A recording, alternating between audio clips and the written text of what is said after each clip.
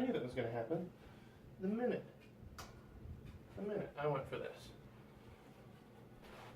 Oh Jesus, it's a lightsaber, run for the hills! Hey guys, Nate K here, supergeekfit.com. And I'm here to show you how to make a cheap and efficient practice lightsaber for if you want to do some of our upcoming lightsaber workouts. Is it nerdy? Absolutely. Is it geeky? Absolutely. Is it cheap? Hell yeah, otherwise I wouldn't do it. If you don't like it, it's not for you. But coming up soon, we're going to be releasing a couple of interesting lightsaber workouts that anybody can do. We're going to do twirls, maybe, I don't know. If you guys want to do twirls, we can. But they're practically very useless moves. Just so you know, they don't do a whole lot, even if it was a real lightsaber. But if you guys want to learn them, fine. But most of the workouts are going to be based on some practical martial arts based upon swordplay, specifically things like the Japanese art kendo, you know, where they use the katanas. This blade is based on the standard measurements for a standard lightsaber, which means that the hilt is exactly 10.5 inches on mine. Yours doesn't have to be. And the blade is exactly 3 feet. Now, I had to do a little bit of finagling to get this thing to meet those criteria, and I'm going to show you that in a second, but it doesn't have to be exactly spec. You can make the hilt as long as you want. Mine is 10.5 inches because I wanted to go by the book, right? Which is perfect for me to put both hands on it, and the blade is 3 feet. Now, as you can see, I'm in a pretty close quarters situation. So I did some remeasuring and I made myself a little bit of a smaller one. If we practice something like twirls or tricking in this space, I'm going to destroy something that belongs to my fiance. If I destroy something my fiance loves, I'm going to be wearing this someplace terrible. So we have to be very careful, and you should too. Don't break the TV. One of the things I did to make things a little bit easier on myself is I built a second lightsaber. This one is my indoor practice lightsaber for when I want to do interesting stuff like tricking. Notice that the diameter of my indoor lightsaber is significantly heavier. Why? Because I cut it to be shorter than my outdoor lightsaber by almost a full 10 inches, I think. So that makes this one a little bit less cumbersome when wielding it indoors with not a lot of space. But because the diameter is a bigger dowel rod, it has much more heft than if I just cut a third of the stupid thing off. So the weight and heft of both of these are much more similar. Of course, this one being a little longer on the end, it's going to have a little bit more inertia on the end of the blade. This one doesn't. However, the weight is what we want, because the weight is going to be what gives you that arm, forearm, shoulder, and core strength that we're doing this workout for in the first place, right? Superheroes aren't weak. Jedi, Sith are not weak. So we have to get strong. And to do so, we have to have a relatively heavy weapon. These dowel rods weigh almost as much as the books would say, or the articles online would say, the actual hilt of a lightsaber weighs. The bonus, however, being that a lightsaber blade, being plasma, doesn't weigh anything. These actually weigh something. So it gives you a good wrist workout and a good strong forearm workout, which is what we want. Right? So I'm going to show you guys how to make these at home. It's exquisitely simple. To make one of these, I don't think it even costs 10 bucks. So what I started with is I went down to the local hardware store and I bought a standard dowel rod. This one is about 1 inch in diameter. If you want to do the shortened version so that you have a little bit more space to practice, you get about 1 1/4 inch, 1.5 inch diameter, and it'll replace the weight of the length that you cut off.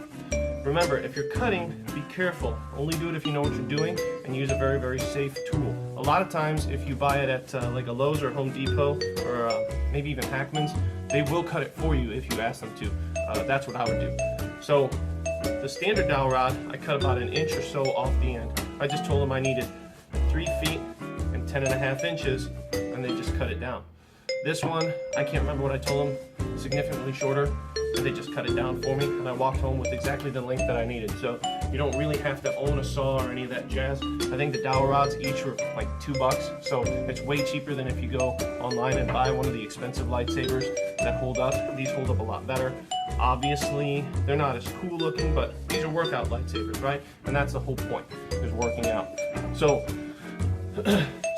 start with the dowel rod, and then you're going to want to go to like Wally World or something, go to the sporting goods section, and get a couple of different colors of hockey tape. I wouldn't get athletic tape, it doesn't stick as good. Hockey tape is the stuff you want. It's fantastic.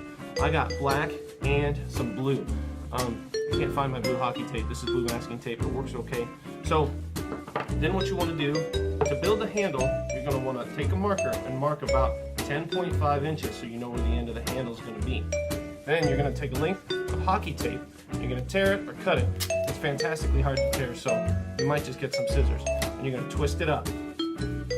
Fantastically low tech here. Twist it up. And you can do this as many times as you want. I went really simple. And you're going to wrap a length of it around your marker where it's 10.5 inches, okay? And that gives you a big ring. And then you're going to take another length of hockey tape and you're going to tape that down. And now you've got a ring at the end of your handle. If you wanted to, you could get real crazy. You could do a spiral down so you've got a better grip. I just went really simple. I went to 10.5 inches, marked it with a marker, twisted up some hockey tape, wrapped it around here, taped it down, did the same thing up here. Really simple, not too hard.